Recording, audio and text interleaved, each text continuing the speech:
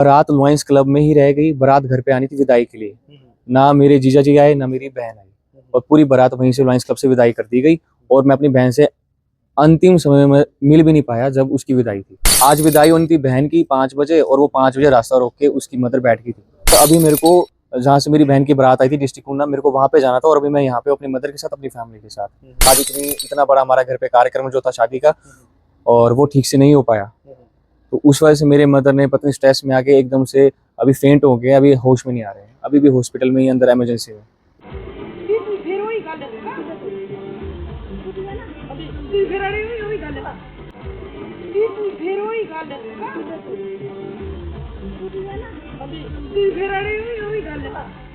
विवाह एक ऐसा समारोह है जिसे पूरे विश्व भर में हर समुदाय हर धर्म में धूमधाम से मनाया जाता है, और जहां विवाह किसी के भी जीवन का एक यादगार पल रहता है, फिर चाहे वह दुल्हा हो, दुल्हन हो या फिर उनके परिवार वाले। लेकिन बीते रोज धर्मशाला के अप्पर बड़ोल में एक दुल्हन की ऐसे समय में विदाई हुई जिसमें दुल्हन के परिवार वालों को थाने और अस्पताल के चक्कर लगाने पड़ गए। जहां एक भाई को अपनी बहन को छोड़ने के लिए उसके ससुराल जाना था, लेकिन विदाई के ठीक बाद उसे अपने परिवार के साथ थाने और अस्पताल के चक्कर लगाने पड़े। जी हां, धर्मशाला के अप्पर बड़ोल में बीते रोज एक परिवार में चल रहे विवाह कार्यक्रम के बाद दुल्हन की विदाई होनी थी, लेकिन दुल्हन की विदाई उसके घर से न होकर धर्मशाला के लॉयंस क्लब से करनी पड़ी, क्योंकि उक्त परिवार का जहां घर था वहां के आम जनता वाले कॉमन रास्ते को लेकर उक्त परिवार और पड़ोसी द्वारा पिछले कुछ वर्षों से विवाद चल रहा था, और मामला कोर्ट में विचाराधीन होने के चलते उक्त आम जन वाले रास्ते पर उसे गेट और फेंसिंग लगाकर बंद किया गया था। लेकिन उक्त परिवार द्वारा जहां घर पर 1 मार्च से लेकर 3 मार्च तक शादी विवाह का कार्यक्रम था, और उसी के चलते घर पर भारी संख्या में लोगों का आना जाना होना था, जिसके लिए परिवार द्वारा एसडीएम धर्मशाला से उक्त रास्ते को खुलवाने के लिए बतौर परमिशन भी ले ली गई थी, जिसमें खुद तहसीलदार ने मौके पर आकर दौरा किया था और विवाह कार्यक्रम के दौरान रास्ते को खोलने को लेकर दोनों परिवारों से हामी भी ली थी। लेकिन परिवार की माने तो बीते रोज 3 मार्च को सुबह से ही पड़ोसी द्वारा जानबूझकर उनसे लड़ाई झगड़ा करने की कोशिश शुरू कर दी गई। वहीं पड़ोसी युवक द्वारा सुबह ही उक्त परिवार की रास्ते में खड़ी स्कूटी को भी धक्का लगाकर नीचे फेंक दिया गया, जिसकी सारी घटना सीसीटीवी कैमरे में कैद हो गई। परिवार ने बताया कि उक्त युवक टांडा अस्पताल में एनेस्थीसिया के डॉक्टर के रूप में कार्यरत है। वहीं उक्त युवक द्वारा स्कूटी गिराए जाने के बाद लड़ाई झगड़े के माहौल को देखते हुए परिवार ने पुलिस को सूचित किया। परिवार ने बताया कि सुबह जिस समय पड़ोसी युवक द्वारा स्कूटी को फेंक लड़ाई झगड़ा शुरू करने की कोशिश की गई, उस समय विवाह कार्यक्रम में मिलनी का रिवाज चला हुआ था, और ऐसे में परिवार को पुलिस थाने जाकर भी सूचना देनी पड़ी। वहीं शाम लगभग 5 बजे लड़ाई झगड़े के माहौल को देखते हुए बेटी की विदाई घर से न कर मजबूरन लॉयंस क्लब से करनी पड़ी। वहीं जहां भाई को अपनी बहन को छोड़ने के लिए उसके ससुराल ऊना जाना था, लेकिन शाम से ही परिवार को पुलिस थाने के चक्कर काटने पड़े, और ऐसे में दुल्हन की मां, जो खुद भी थाने में मौजूद थी, उनकी तबीयत वहां खराब हो गई और उन्हें चक्कर आ गया, जिसके बाद परिवार द्वारा उन्हें धर्मशाला अस्पताल लाया गया, और काफ़ी देर तक वह धर्मशाला अस्पताल के इमरजेंसी वार्ड में उपचाराधीन रहीं।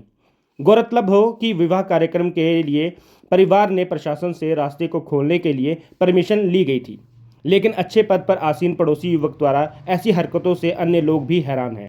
हमें जब घटना की सूचना मिली तो हमने दोनों ही पक्षों से उनकी प्रतिक्रिया और मामला जानने का प्रयास किया, लेकिन जहां पीड़ित परिवार ने अपना पक्ष रखा, लेकिन पड़ोसी युवक और उनके परिवार वालों ने इस मामले में कुछ भी कहने से इनकार कर दिया।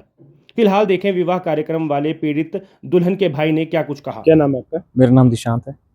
दिशांत जी, आज क्योंकि जोनल हॉस्पिटल के बाहर आप खड़े हैं, क्या मामला आज हुआ है? मामला इस प्रकार था कि आज मेरे घर में शादी थी, मेरी बहन की बारात आनी थी। हमारा जो पड़ोसी विवाद चला हुआ है पिछले 3-4 साल से, कुछ समय से चला हुआ है, तो उस पे हमारा रास्ता रोका गया था। तो एसडीएम साहब के ऑर्डर के दौरान रास्ते की परमिशन थी खोलने की। तहसीलदार साहब मौके पे आए थे और उन्होंने ऑर्डर्स दिए थे, सबमिट करवाए थे एसडीएम साहब को। तो उसके बाद हमने वो रास्ता खोला। अब उसके बाद आज बारात घर पे आनी थी, विदाई होनी थी मेरी बहन की, परंतु हुआ ये कि जो दूसरी पार्टी है, उसके जो मदर हैं, उसने मेन गेट जहाँ से रास्ता खोला गया था वहाँ पे आके एक लोहे की तार और फिर से तारे लगाने के लिए बंदे को बुला लिया। लेबर के वर्कर को। उस प्रकार ये हुआ कि ना बारात आई ना बहन की ठीक से विदाई हो पाई।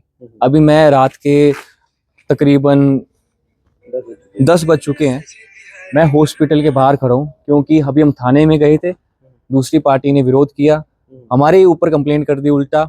और दिन में भी उन्हीं के लड़के के द्वारा दिन में भी स्कूटी जो कि हमारे रिश्तेदार की थी वो गिराई गई। मेरे पास सारे सीसीटीवी फुटेज हैं सभी के, जो दूसरी पार्टी है। और अभी मैं हॉस्पिटल में इसलिए खड़ा हूँ क्योंकि मेरे मदर का बीपी लो हो गया, बीमार हो गए, पता नहीं क्या हो गया एकदम से। अभी मैं पुलिस थाने से आया हूँ और जोनल हॉस्पिटल धर्मशाला में खड़ा हूँ। तो क्या जो विवाद है रास्ते को लेकर, क्या जो रास्ता है क्या उनके मलकियत में है या आपकी मलकियत में है, क्या है रास्ता? वो जो रास्ता है 2005 में पंचायत ने बनाया था। इसकी जो गवाही है एसडीएम कोर्ट में सभी ने, एक्स प्रधान, उप प्रधान और काफी लोगों ने दी है, वहाँ के रहने वाले निवासियों ने। पर इसका केस अभी चला हुआ है। तो क्या दो परिवारों में ही ये विवाद है? हाँ जी, बिल्कुल 2 परिवारों में ये विवाद चला हुआ है। हमारा घर आगे, उनका घर पीछे है। और हालांकि उनका रास्ता भी नहीं, उन्होंने पूरा रास्ते पे कब्जा किया हुआ है। 2005 में हमारे पास सारे रिकॉर्ड हैं, जो कि पंचायत ने रास्ता बनाया था खुद। उप प्रधान जी ने उस टाइम पे खुद वो रास्ता बनाया था। उसके सारे रिकॉर्ड है, रेवेन्यू रिकॉर्ड हमारे पास सारा पड़ा हुआ है। पर अभी तक हमारा कोर्ट में भी केस पेंडिंग है और इसका अभी तक डिसीजन नहीं आ रहा है।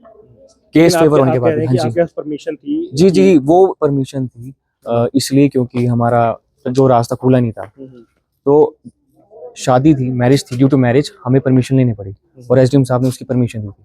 मतलब आपके पास परमिशन थी, यस, ऑर्डर्स थे, यस। लेकिन उसके बावजूद जो है, जो दूसरी पार्टी है जी, उनके द्वारा जो है आपका जो रास्ता रोका गया। आज विदाई होनी थी बहन की 5 बजे और वो 5 बजे रास्ता रोक के उसकी मदर बैठ गई थी। हाँ जी। तो बारात कहाँ से आई थी और कहाँ जानी थी? बारात लॉयंस क्लब में ही रह गई। बारात घर पे आनी थी विदाई के लिए। ना मेरे जीजा जी आए, ना मेरी बहन आई, और पूरी बारात वहीं से लॉयंस क्लब से विदाई कर दी गई। और मैं अपनी बहन से अंतिम समय में मिल भी नहीं पाया जब उसकी विदाई थी। यानी कि विदाई हो चुकी हाँ है, जी, लेकिन और आप हॉस्पिटल में हाँ जी, और अभी मेरे को जहाँ से मेरी बहन की बारात आई थी डिस्ट्रिक्ट ऊना, मेरे को वहाँ पे जाना था। और अभी मैं यहाँ पे अपनी मदर के साथ, अपनी फैमिली के साथ। क्या हुआ मदर के साथ, क्या हुआ? मदर मेरे थाने में थे, बात करते करते हमें काफी टाइम से हम यही स्ट्रेस में थे कि डिसीजन नहीं मिल रहा। और आज इतना बड़ा हमारा घर पे कार्यक्रम जो था शादी का, और वो ठीक से नहीं हो पाया। तो उस वजह से मेरे मदर ने पत्नी स्ट्रेस में आके एकदम से अभी फेंट हो गए, अभी होश में नहीं आ रहे हैं, अभी भी हॉस्पिटल में ही अंदर इमरजेंसी में। तो अभी क्या अभी प्रशासन जो है, हाँ प्रशासन जी, की तरफ से क्या कदम इसमें उठाया गया है? प्रशासन की तरफ से अभी तक कोई कदम नहीं उठाया गया है।